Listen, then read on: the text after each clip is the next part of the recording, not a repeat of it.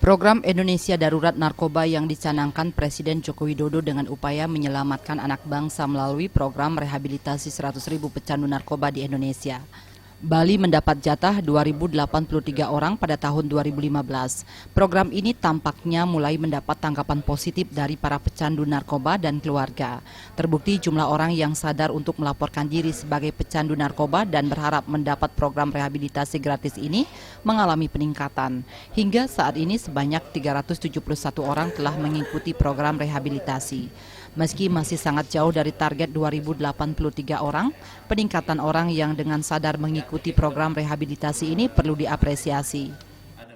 Data sekarang, 1 minggu ini sudah terjadi dengan kesadaran sendiri melapor ke BNN 11 orang peningkatannya. Selama 2 bulan ini sudah ada yang dengan kesadaran sendiri berobat 371. Makanya sekarang di BNN banyak orang yang berobat, banyak orang yang dipulihkan kesehatannya supaya menghilangkan kecanduannya terhadap narkoba. Kombes Polisi Iputu Gede Swastawa menghimbau masyarakat yang memiliki keluarga pecandu narkoba segera melaporkan diri agar bisa mengikuti program penyembuhan melalui rehabilitasi gratis.